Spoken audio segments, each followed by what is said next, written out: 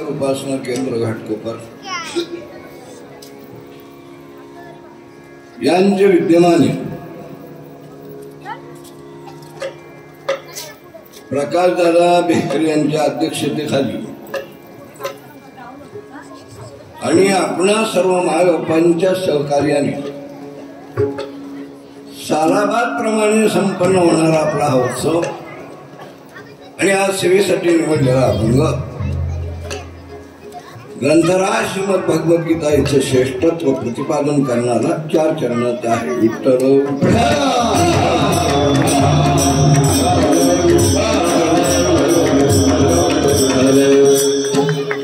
गीतेचे विचार जगी अनमोल नित्य सर्व काळ आठवा. भक्ती युक्ती ज्ञान रणी शिकविले पापी उद्धरिले अगणित कर्मी अनासक्त सांगितला अर्थ बोधिला परमार्थ कुरुक्षेत्री.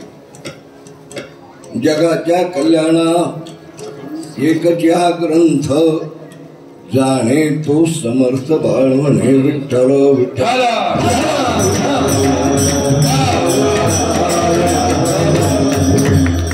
त्रैलोक्याचा राध्य देवत भगवान श्री पांडुरंगराय यांना वंदन करू सेवेला प्रारंभ.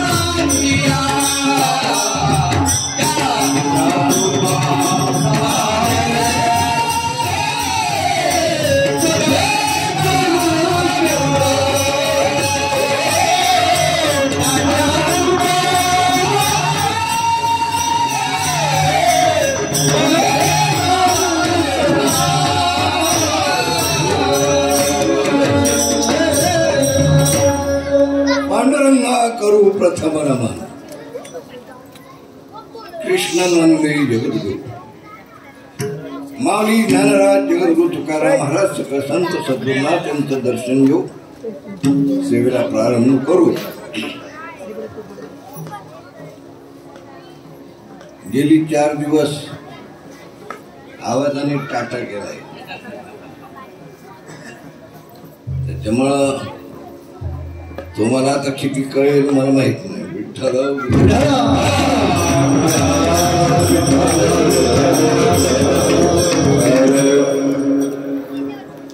गीतेचे विचार जगी अनमोल. अनमोल विचार भगवद्गीतेने या जगाला दिलेले आहेत आणि आपलं आद्य कर्तव्य आहे ते विचार आत्मसात करून आपलं जीवन आपल्याला घडवायचं. गीता किती अक्षर आहेत? किती अक्षर आहेत? 2. तूप तूप ही किती अक्षर आहेत? 2. घरात तूप केलेलं कोणी बघितलंय? नाही बघितलं. खेड्यात गाया म्हशी असतात आणि मग जे तूप करतात तर असा एक मोठा माठ असतो, मडक. त्याच्यात जवळजवळ 60, 70, 80 किलो दही राहतं. मग त्याचं काय करतात? मंथन करतात त्या 70 किलो दह्यातून लोणी बाहेर पडतं. किती किलो सांग रे छोटू असतात. 70 किलो दही आणि लोणी बाहेर पडतं किती किलो? गोलभिंदा 700 किलो थोडं बाहेर पडतं. आणि म्हणून माऊली ज्ञानराजांनी हरिपाठामध्ये दृष्टांत दिला. मंथुनी नवनीता पैसे घे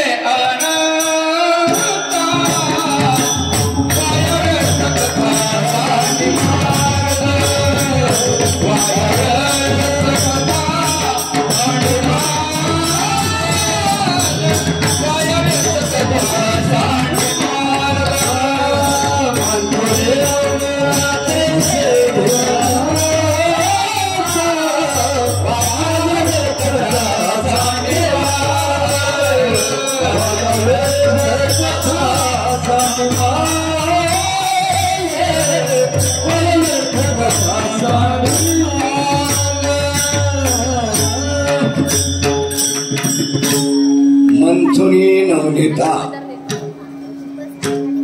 नवनीत आपण घेतो, लोणी घेतो मंथन करून. तसं 4 वेद, 6 शास्त्र, 18 पुराण याच मंथन चिंतन करून जे लोणी बाहेर निघालं त्याचं नाव गीता. विठ्ठल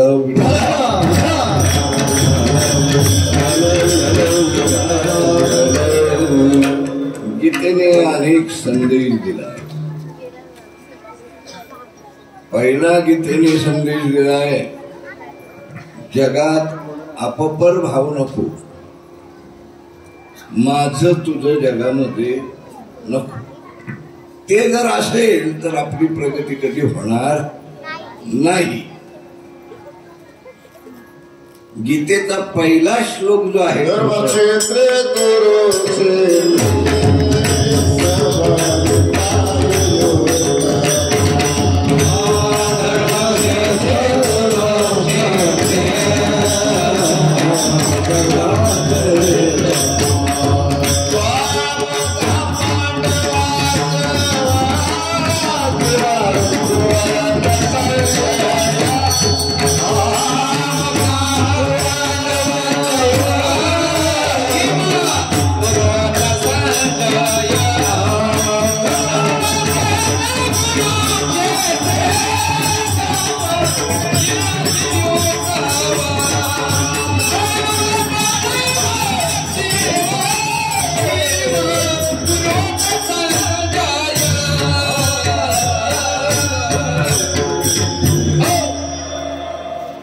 कुठल्या गात्यातला विठ्ठल सगळ्या गाथ्यांचा बाप त्याच्यातला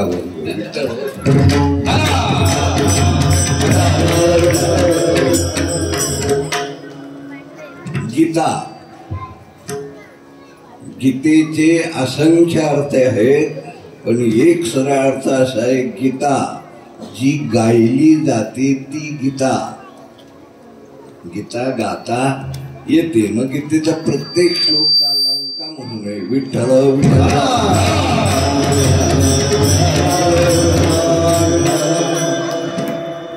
धर्मक्षेत्रे जी धर्मभूमी आहे कोणती? कुरुक्षेत्रे. गुरु हा राजा आणि क्षेत्र म्हणजे शेत. गुरुराजाची शेती. गुरुराजाने यज्ञयाग केले म्हणून धर्मक्षेत्रे आणि शेती केली म्हणून कुरुक्षेत्रे. विठ्ठल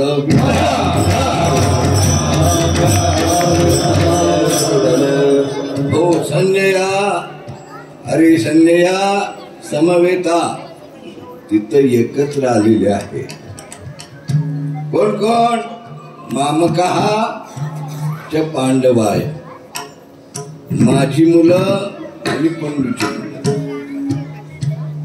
आता ह्या थेरड्याने सरळ म्हणायला पाहिजे कळतोय की आपली पोरं तिथं गेली ती काय करतात पण माझं तुझं गेलंच नाही ना विठ्ठल.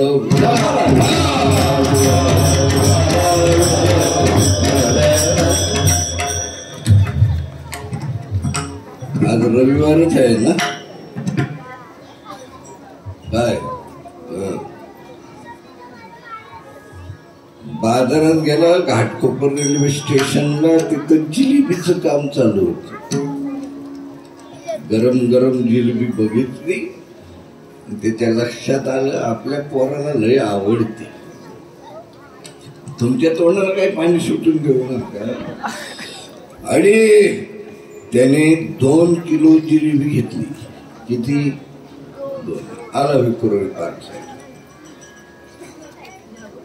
खोलीत पाऊल टाकणार तर आतमध्ये 15-16 पोरांचा बळका दारात खाली आतमध्ये शिरला आणि पहिल्याच्या अंगावर ए धोंडिया काय उद्योग नाही धोंडिया फांड्या सोन्या सोन्या एका एकाला सगळ्यांना बाहेर काढलं त्याच फक्त पोरगा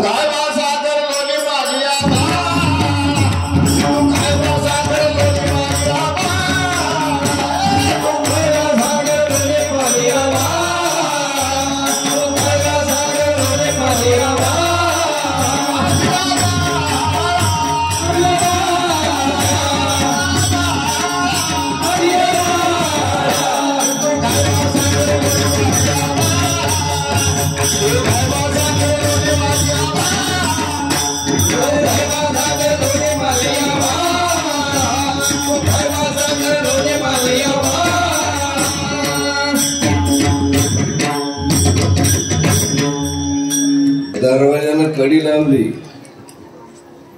पाठ घेतला पाठावर पोराला बसवलं त्याच्या डोक्यावर हात फिरवला आणि आता आबा बोलले ना त्याच्यात थोडा बदल करू आपण तू खाय बा गरम जिलेबी भाजी तू खाय बा गरम गरम जिलेबी माझी आता त्याला तेच आता लहान मुलाने हे बाळ आहे किती वर्षाचा आहे बाळ तो 7 वर्ष 8 वर्ष 9 वर्ष 4 वर्ष 7 वर्ष धरू 7 वर्ष याला जिलेबी आवडते आवडते म्हणून ह्याने किती जिलेबी खाल्ली तरी किती काय ग्रामच्या भाषेत बोला हा लय काही माणसं लय खातात म्हणजे काय त्या पंक्तीमध्ये पंढरपूरला जाताना लाडवाचं जेवण होतं आणि त्याकडं पत्रावड्या वाढायचं काम चालू होतं एक गडी बसला होता गुन्ह्याची पळी म्हणजे डिसमिस नाही पाहिजे चपाती भात नाही पाहिजे माले लाडू तर त्याने कोकणी भाषेत तुम्हाला सांगतो द्वात भरली द्वात सगळे कोकणीकडे हसणार बरोबर आहे की नाही द्वात भरली द्वात कशाची लाडवांची आणि अशी द्वातच्या द्वात त्याच्या पात्रावर टाकली साधारण बिचारी 35-40 लाडू असते ते शेजारचं बघत बसलं काय केलं काय आता बघा म्हणला त्याच्याकडे तुम्ही विठ्ठल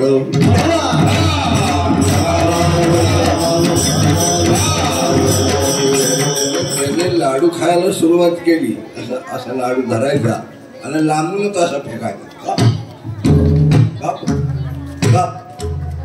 किती धरले माहिती आणि तो शेजारचं जेवण विसरलो त्यातलं मोजतच बसलो 1 2 3 35 किती काढले 35 लाडू म्हणला काही जायचं खातोस काय मरशील ना हे जेवण राहील बाजूला तुला चौघांच्या खांद्यावर न्यायला लागेल हे म्हणला का कळतं का तुला अजून एवढंच आहे मी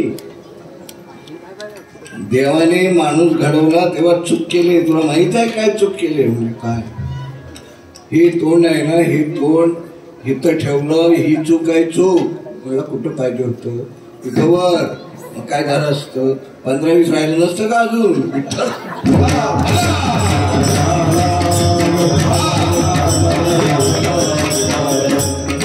चला आपल्या मुद्द्याकडं. 200-250 ग्रॅम जिलेबी त्या पोराने खाल्ली. आता ती पचली नाही ना, त्याला तडफडायला लागलं आणि 2-3 तासात मग कुठलं हॉस्पिटल, सर्वोदय काय, सर्वोदय आहे ना तिथं, ऍडमिट केलं. ते 3 महिने तिथंच होतं हॉस्पिटल. काय काय झालं? जिलेबी. ह्या हरामखोरान सगळ्या पोरांना देऊन 2-3 कड्या जर आपल्या पोराला दिली असत्या तर काय वाईट झालं असतं. पण अपपर भाव विठ्ठल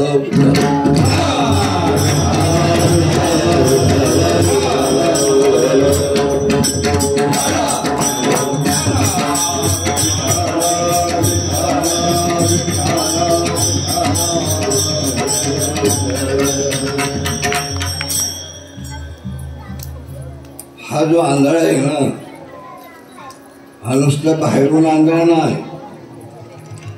तो बाहेरून आंधळा असताना ते परवडला असतो, पण ते आतून बाहेरून आंधळा आहे. कौरवांचं जे वाटोळ केलं ना, ते याच नालायकांनी केलं. विठ्ठल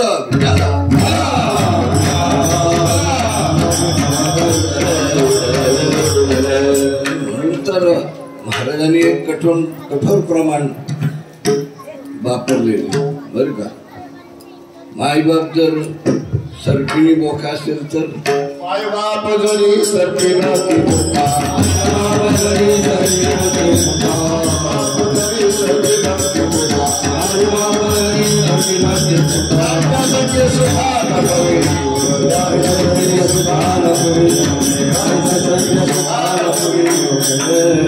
यांच्या बरोबर सुख लागेल काय? तुम्हाला माहित आहे काय? बोका माहित आहे का? बोकेले दिसतात. बोका काय खातो सांगा बघू. ते बाकीचं नका सांगू, पण नेमकं काय ते सांगा मला. काय पाहिजे? काय खातो? स्वतःच्या पोराला खातो. बोका स्वतःच्या पोराला खातो. असा बाप जर असेल तर काय डॅडी चांगला आहे. विठ्ठल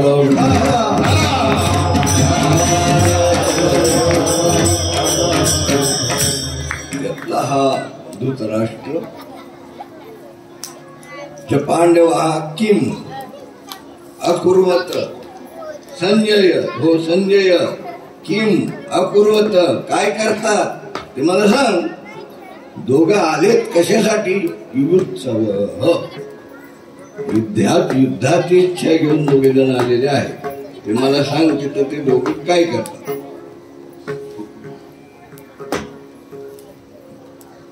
गीतेमध्ये हा अपपर भाव काही ठिकाणी इतका उच्च कोटीला गेलेला आहे की मोठे आचार्य मोठे गुरु कामातून गेले. विठ्ठल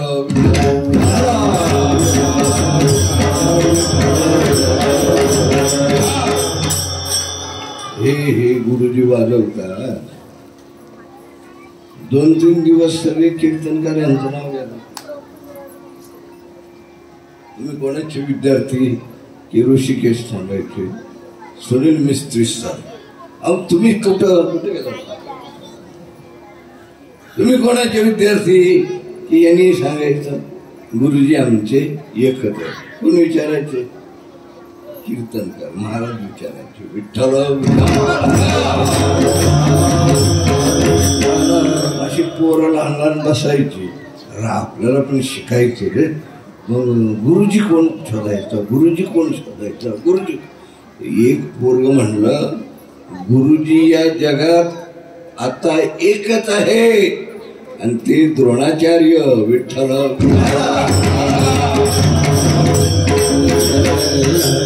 पोरं कोणाची होती?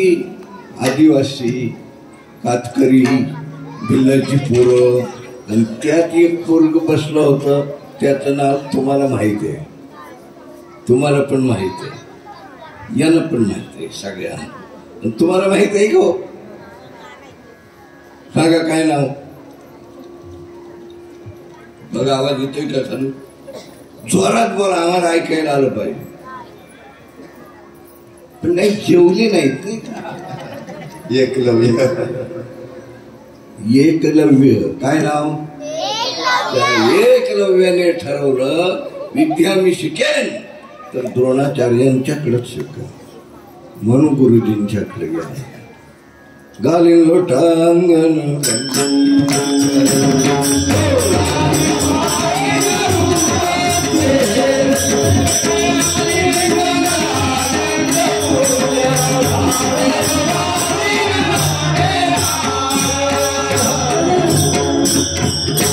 कालच्या घालीन लोटांगण. गुरुजी म्हणाले काय रे, कोण तू? तो म्हणला भिलवाड्यातून मी आलोय, माझं नाव आहे एकलव्य आणि मला धनुर्विद्या तुमच्याकडं शिकायची. ते म्हणले नाही, मी तुला विद्या शिकवू शकत नाही. त्यावेळेला हे शिवाशिवी फार असायची. हात लावलास मला पाठवलास, हात लावल्यावर माणूस पाठतो काय? विठ्ठल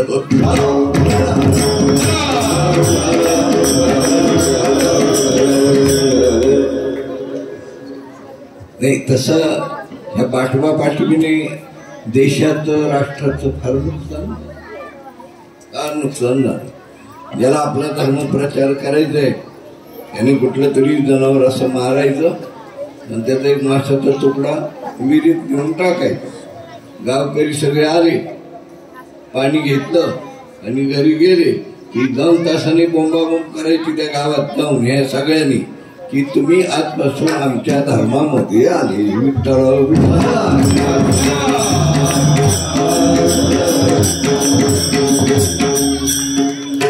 बापू बोलायचं, बापू आपला बागडे. अरे एक तुकडा काय, मी अक्का खाईन या खायला, अक्का तरी मी हिंदूच राहील. विठ्ठल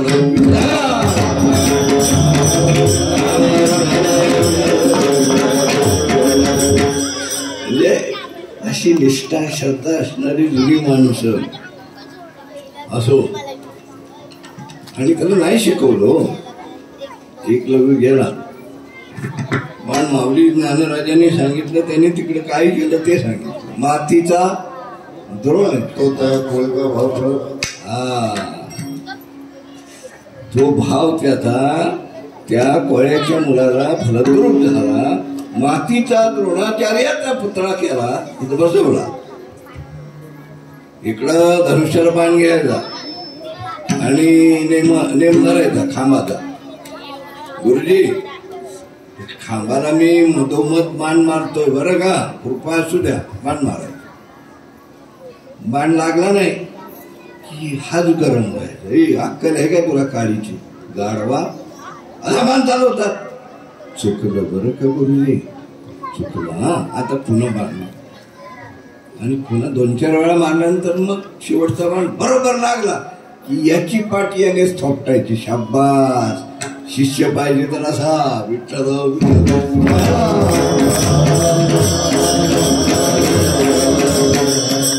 असा तो स्वतःच्या विश्वासाने श्रद्धेने इतका मोठा झाला.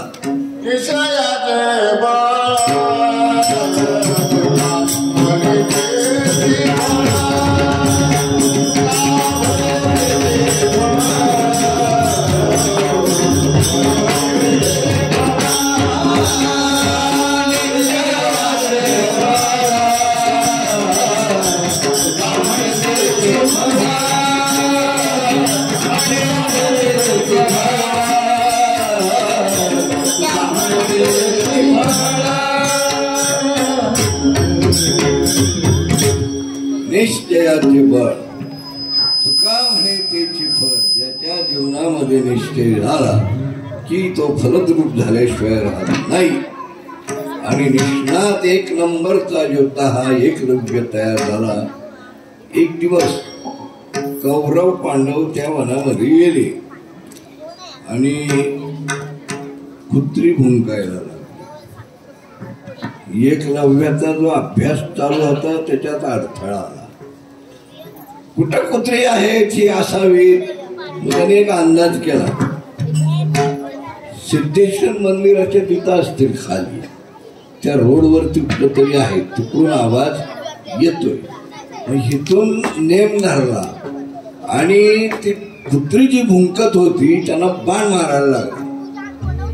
कुत्र्याच्या तोंडात बाण गेला पाहिजे अचूक, पण कुत्र्याला इजा होता कामा नाही. कुत्र मरता कामा नाही. विठ्ठल विठ्ठल.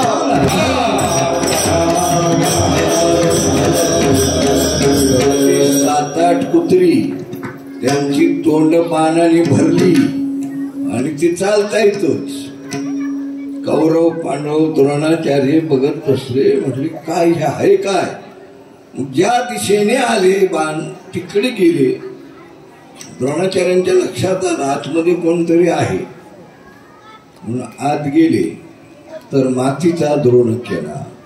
मातीचा द्रोणाचार्यांचा पुतळा असा ठेवलेला आहे आणि हा मुलगा जो माझ्याकडे विद्या मागायला आला होता तो इथं शिकत आहे. आणि त्या मुलाला त्या एकलव्याला इतका आनंद झाला. काय द्यावे काय द्यावे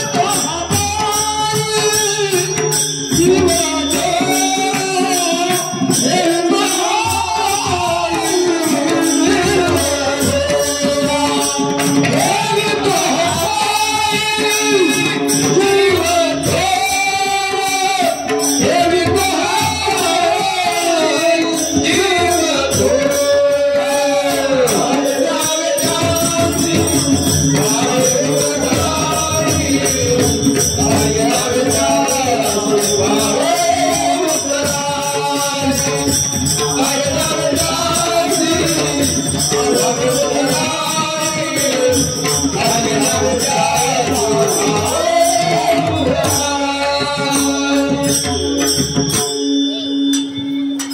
एक होणारा काय द्यावे त्यासी व्हावे उत्तराई. ठेविता हा पायी जीव थोडा यांच्या चरणावर जीव ठेवला तरी कमी आहे. काय देऊ उत्तराई कसं. शेजारी अर्जुन उभा आहे. अर्जुनाच्या मनात चलबिचल झाली. माझ्या गुरुने मला वचन दिलंय तुला इतका मोठा मी करेन की या जगामध्ये कोणी तुझ्या चटणीला पण पुरणार नाही. आणि आताची परिस्थिती याच्या चटणीला मीच पुरणार नाही. विठ्ठल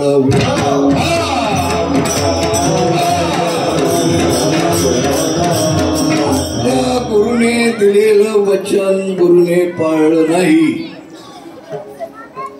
द्रोणाचार्यांच्या मनात पाप आलं. बाहेर आल्यानंतर अर्जुनाने विचारलं असतं तर हजारो उत्तर होती. अर्जुना त्याच्या निष्ठेने त्याच्या श्रद्धेने तो मोठा झाला. तुझी निष्ठा तुझी श्रद्धा वाढव तू सुद्धा मोठा होशील. पण ही उत्तर शोधली नाही. द्रोणाचार्यांच्या मनात पाप आलं. एकलव्य हा अर्जुनाच्या पुढे चाललाय याला आयुष्यात उठवायचं. विठ्ठल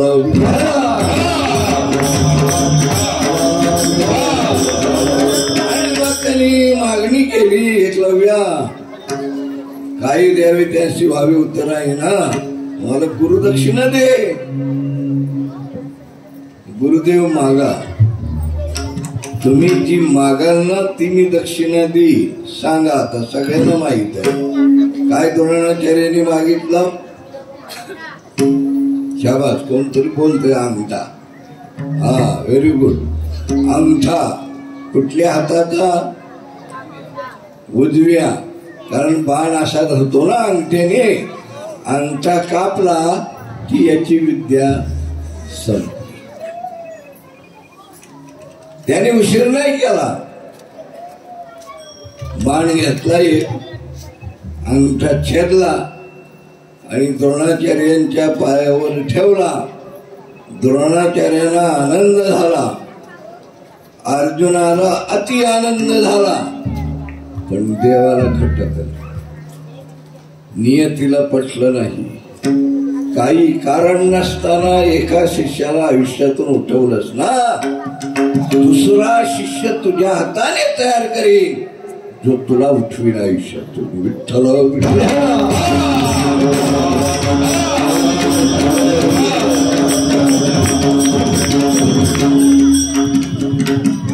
केले कर्म झाले, तेची भोग आले, उपजले मेले ऐसे किती. आणि पुढे यांच्या विनाशासाठी दुसरा शिष्य तयार झाला. तो आपल्या गीतेच्या 3ऱ्या श्लोकात आहे. पश्यतां पांडुपुत्राणां महती. पश्यतां पांडुपुत्राणां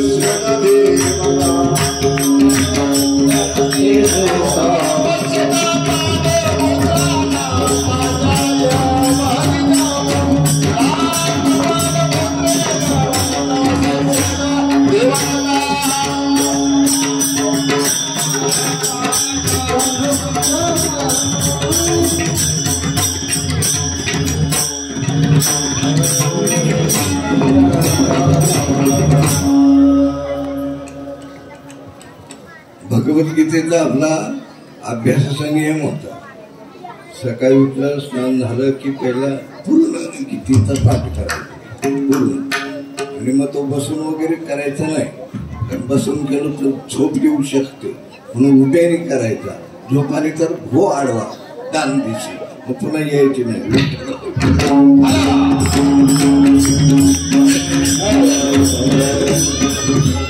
सकाळी रोज पूर्ण भगवद्गीतेचा पाठ असायचा. अभ्यासात असो. माणसं हल्ली अभ्यास करत नाही. आणि अभ्यास करायला नको. बाजार सगळा आहे, भरलेला आहे. कीर्तनाची पुस्तकं पण भरपूर आहे. कुठलं तरी आणायचं, एखादा आवडेल तेवढं पाठ करायचं. आता पुस्तकं पण नाही. आता सगळं युट्यूब मोबाईल चालू केलं की सुरू. विठ्ठल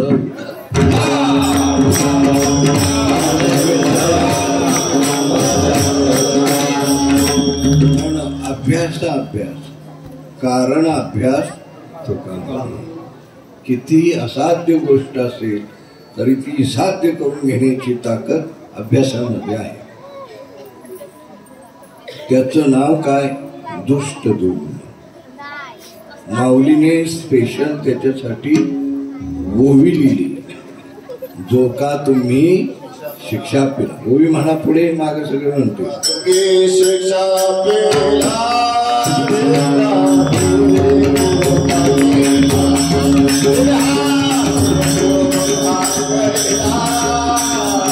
जो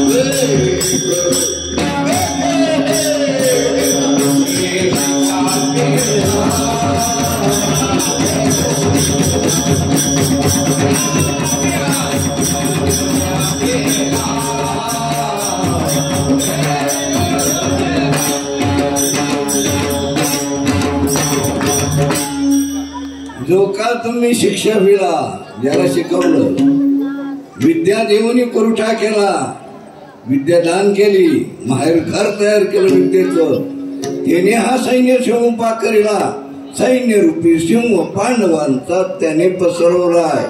देख बघाना बघाना बघाना, राजकारणात नाही का चिमटे घेतात राजकारणात, तसा हा चिमटे घेतो. ओ दादा, अहो तो मुलगा तो समोरचा, शाळेला पैसे नव्हते शिकायला, कॉलेजची फी कोणी भरली? दादा म्हणले मीच भरली. कामाला पण नव्हता, फोन कुणी केला साहेबांना आणि कामाला कुणी लावलं? मीच लावलं. लगीन होत नव्हतं, मीच जमवलं. घाटकोपरला फ्लॅट मीच घेऊन गेला. आणि आता तुमच्या विरोधात उभा राहिला ना, देख देख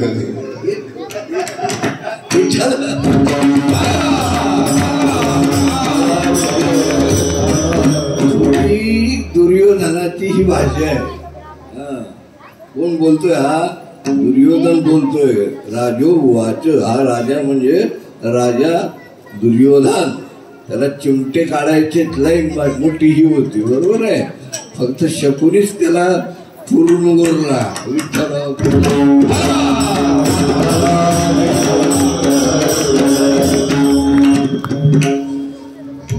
काल तुम्ही ऐकलं शकुनीचं नाही? शकुनी दुर्योधनाची वाट लावली. ज्याला त्याला आपलं फळ मिळत असतं म्हणून सांभाळून राहायचं असतं, तो हा दृष्टद्युम्न हा कोणाच्या इथून जन्माला आला, कोणाकडून, कोणाचा मुलगा, कोणाच्या राजाचा? द्रुपद. आणि द्रुपद राजाचा हा जो मुलगा दृष्टद्युम्न, त्याचा जो जन्म झाला त्याचं कारण आहे सूडबुद्धी. काय कारण आहे? आज समाज सुडाने पेटलाय.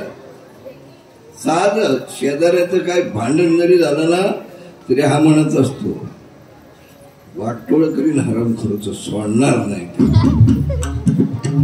बरं, काही गरज नाही.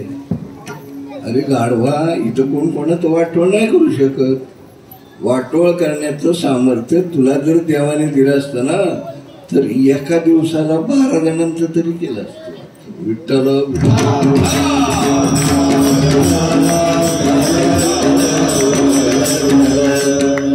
हे दोघे जण एकत्र शिकत होते, द्रोणाचार्य आणि द्रुपद राजा. द्रोणाचार्यांची गरिबी किती हे जगाला माहित आहे. अश्वत्थामाने कौरव पांडव दूध पिताना बघितलं आणि आपल्या आईजवळ हट्ट केला, गाईचं दूध मला हवं, गाईचं दूध मला हवं.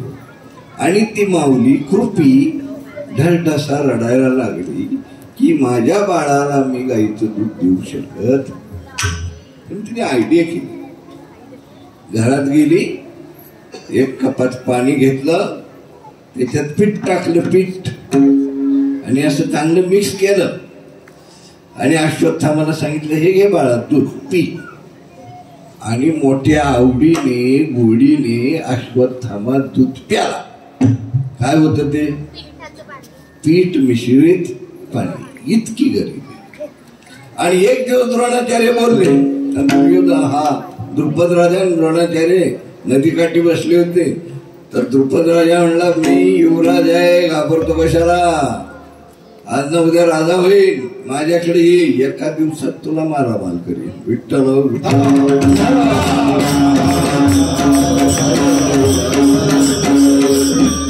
8 दिवस गेले, की कृतीने म्हणायचं द्रोणाचार्याच्या बायकोने, जा ना त्या मित्राकडं, तो राजा झाला असेल काय देईल ना, जा ना. गरिबी सारखा शाप नाही विठ्ठल.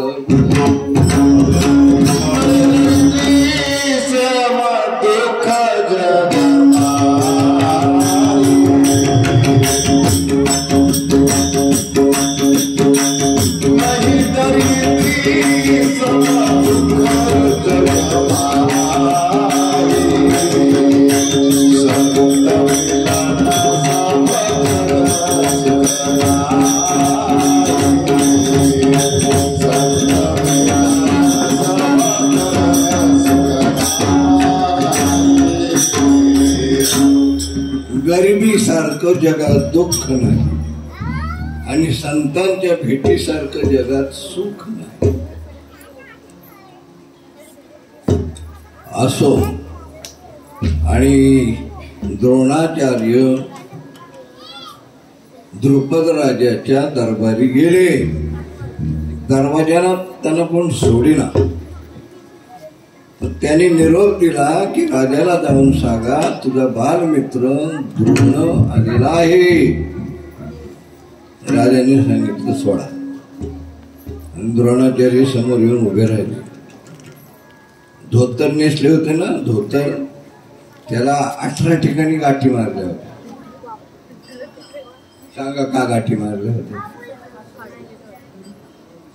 हे फाटलं ना तर तिथं पुन्हा शिवता येत नाही, मग असंच मारायचं दुसरीकडे पाठ. इतकी गरिबी.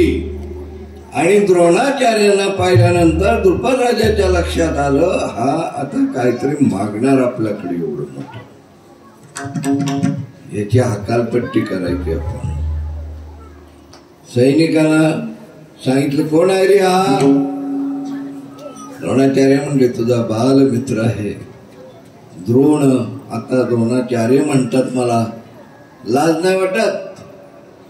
एका सिंहाकडे धावून कोल्ह्याने म्हणायचं का तुम्हा माझा बालमित्र? अरे एखाद्या कावळ्याने राजहंसांच्या पुढे जाऊन सांगावं का तुझी आणि माझी मैत्री आहे? एवढं बोलून द्रुपद राजा थांबला नाही. सत्तेची धुंदी डोळ्यात जर गेली काही बराच वेळा माणसं माणसात राहत नाही. विठ्ठल विठ्ठल.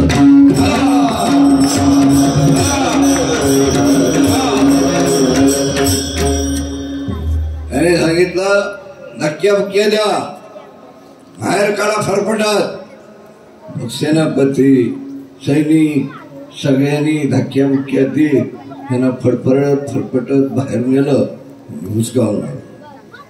आता द्रोणाचार्य म्हणजे घरी गेल्यानंतर आवाज ऐकायला येतोय ना क्लिअर? मला तोच प्रश्न होता. तुम्हाला जर ऐकायला गेलं नाही मग काय करावं? विठ्ठल विठ्ठल.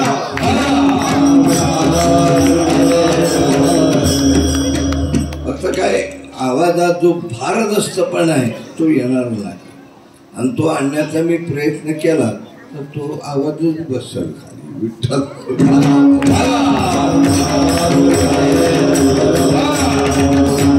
आवाज बसला की कीर्तन खाली बसलं.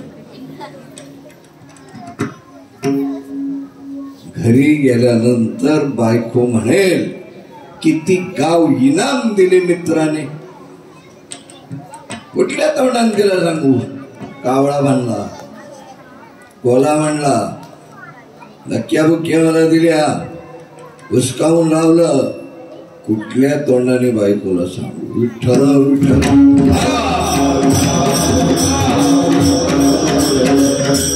इकडे हा पण विचार करा, हे जे वर्तन द्रुपद राजाने केलं याची काही गरज होती? तुला काय द्यायचं नाही तर सांगायचं बाबा मला काय द्यायचं नाही. लहानपणी आपण लहान होतो, बालबुद्धी होती, बोलून गेलो असेल, तू निघून. पण ते त्याने केलं नाही. आणि मग हे द्रोणाचार्य एका झाडाखाली बसले, विचार करतायत घरी जाऊन सांगू काय. असं मैदान मोठं आहे आणि वीर आहे, मैदानात पोरं खेळताय. काय खेळताय? लक्षात आलं? कदू भगती बघ पोरा ते गुण खेळ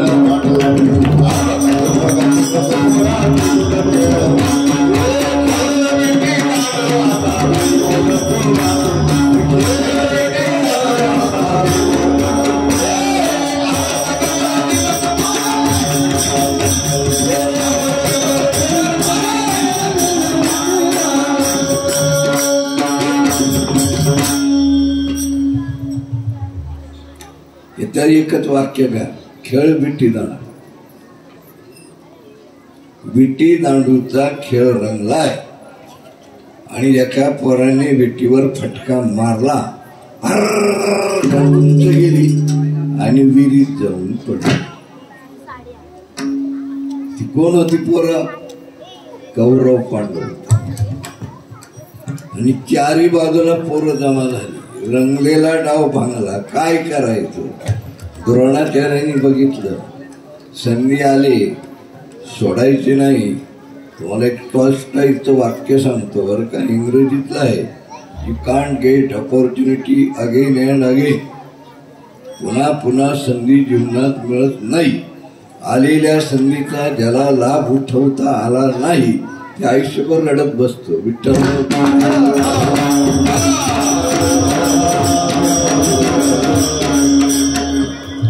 द्रोणाचार्य जवळ गेले. मुलांनो, ही विटी काढू का मी? युधिष्ठिर शेजारी होते. म्हणले, कसे आचार्य काढणार हो विटी तुम्ही? पाणी खोल आहे, विहिरीला पायऱ्या नाही, आणि विटी कशी काढणार? बघत बस कशी काढतो ती. धनुष्य घेतला आणि बाण लावला, नेम धरला, बाण वरून सुसू सुसू सु करून गेला. विटीला लागल्या बरोबर. कुठे जाईल विटी? पाण्यात जायला पाहिजे ना, पण नाही.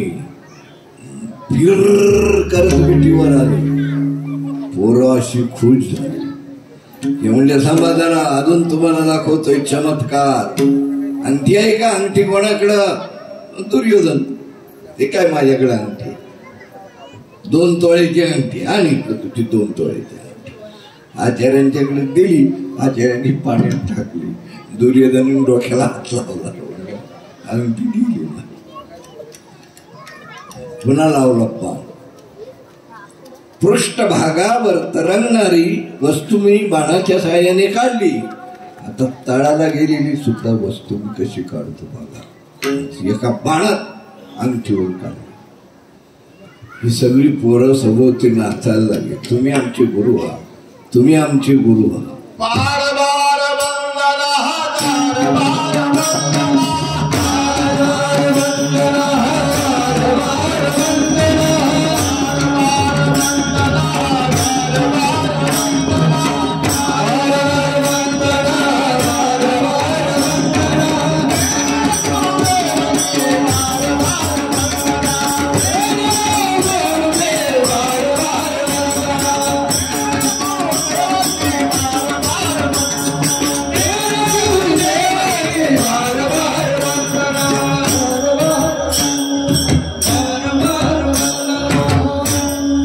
बार वंदना हजार बार वंदना. जय जय जय गुरुदेव की हजार बार.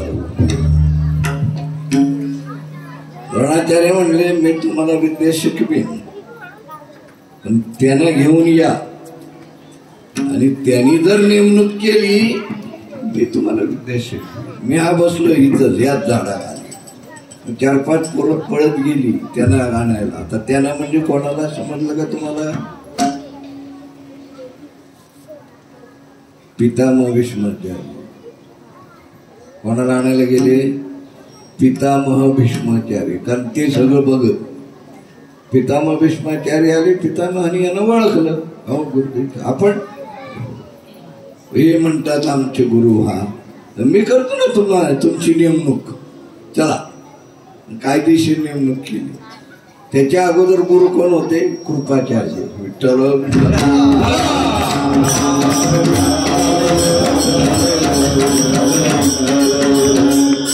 द्रोणाचार्य रात्रंदिवस विद्या शिकवतायत. पण तो द्रुपद राजा डोळ्याच्या फुटून जात नाही. सावळा म्हणलाय, कोल्हा म्हणलाय, धक्क्या बुक्क्या मला दिल्यात, सोडणार नाही त्याला. सूडबुद्धीत काय होतो सूडबुद्धीत. म्हणून इथे एक शिकायचं आहे आपण, हा विचार अनमोल विचार. गीतेचे विचार जगात का अनमोल आहेत? अभंगाचं पहिलं गीतेचे विचार, गीतेचे विचार, गीतेचे विचार जगी अनमोल. गीतेचे विचार, गीतेचे विचार, गीतेचे विचार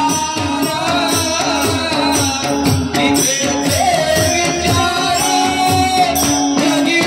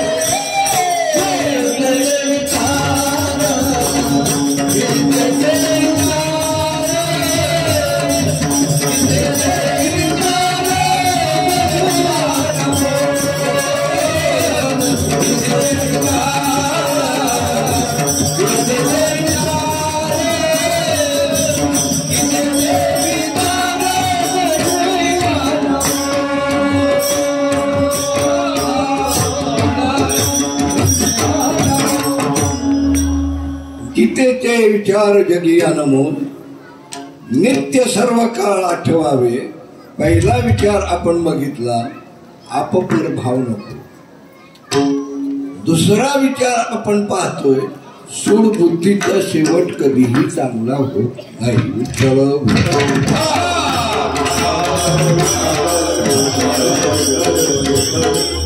द्रोणाचार्य सुडाने पेटलेत. सगळ्या कौरव पांडवांना विद्या शिकून झाली. बसले सगळे विद्यार्थी समोर बसले आणि म्हणले, आज गुरुदक्षिणा द्या आम्हाला, गुरुदक्षिणा. अर्जुन पुढे होता.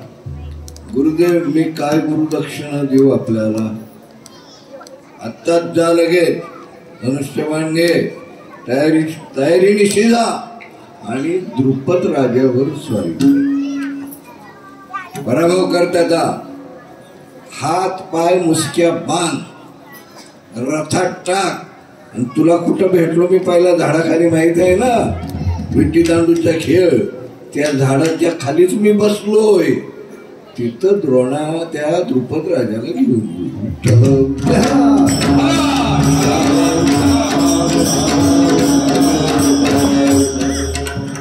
गेला. अर्जुन गेला, पराक्रमीच होता तो.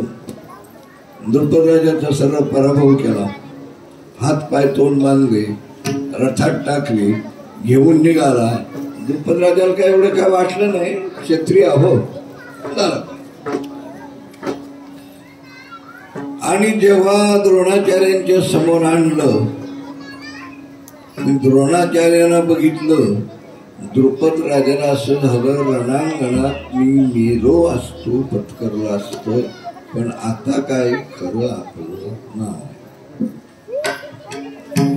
अर्जुनाने खाली उतरवलं आणि द्रोणाचार्याच्या समोर उभं केलं. द्रोणाचार्य अर्जुनाला म्हणतात, रे तुला काय अक्कल नाही काय रे? गुरुदेव काय चुकलं का? अरे चुकलं, एका सिंहाच्या मुसक्या बांधल्या, कोल्या समोर आणून उभं केलं, तुला काही कळतं का? आता अर्जुनाच्या काही लक्षात देईना काय भानगड आहे. गुरुदेव काय चुकत असेल तर सांगा, मला क्षमा करा. अरे कावळा कुठं आणि राजहंस कुठं, आणि त्या राजहंसाला बंदिस्त करून तो कावळ्याच्या समोर आणलं. विठ्ठल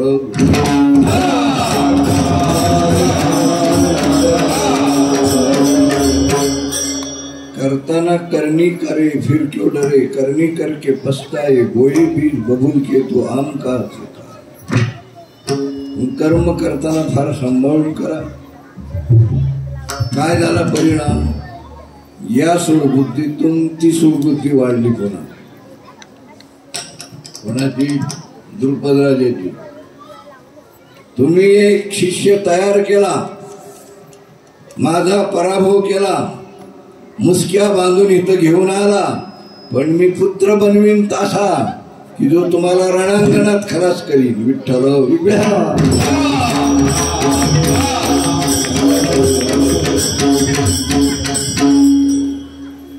आणि ज्या पद्धतीने दृष्टद्युम्नाने द्रोणाचार्यांना मारलं, त्याच्यात काय त्याचं सौर्य? ही युक्ती करावी लागली. कोणाला? देवाला. कोणती युक्ती? अश्वत्थामा अश्वत्थामा मेला. सगळीकडं सगळ्या सैन्यात चर्चा. आणि मग भगवंत धर्मराजाला म्हणले, आता इथे अश्वत्थामाचा बाप येणार. कोण? द्रोणाचार्य. आणि तुम्हाला विचारणार, अश्वत्थामा हतः अश्वत्थामा हतः. ऐकतोय. मग काय घडलं? म्हणजे मी सांगेन, अश्वत्थामा नावाचा हत्ती इथं पलीकडे पडलाय आणि मी आला. अश्वत्थामा नावाचा तुमचा मुलगा जिवंत आहे. हल्लीच्या भाषेत सांगतो, अर्जुना माझी सुटकेस भर टाटा, मी चाललो बाबा.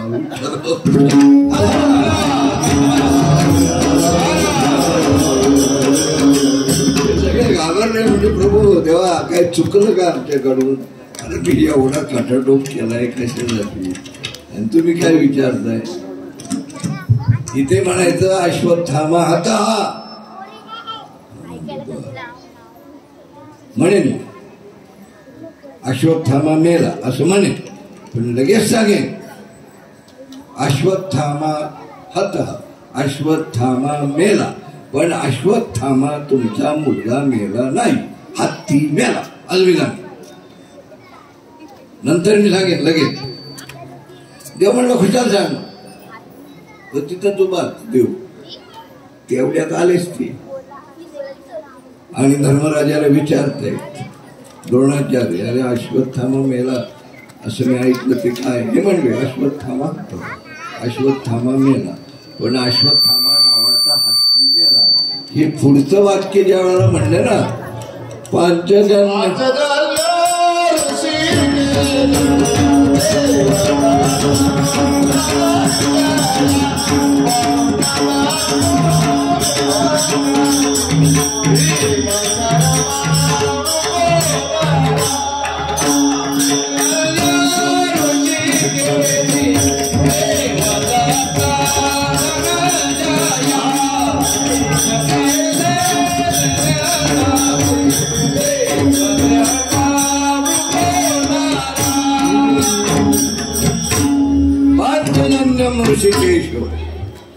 भगवान श्रीकृष्णाने इतक्या जोरात तो शंख वाजवला की पुढचं वाक्य द्रोणाचार्यांच्या कानावर गेलंच. आणि मग ते जाऊन रथात बसले. काय विचार केलं, काय घडलं, कुठं जाऊ, कोणाला सांगू, काय करू आणि कसा जगू, हे मंत्र आहेत. हे मंत्र जर गिरवायला सुरुवात त्याने केली ना, त्याने समजायचं त्याचं वाटोळ झालं. विठ्ठल विठ्ठल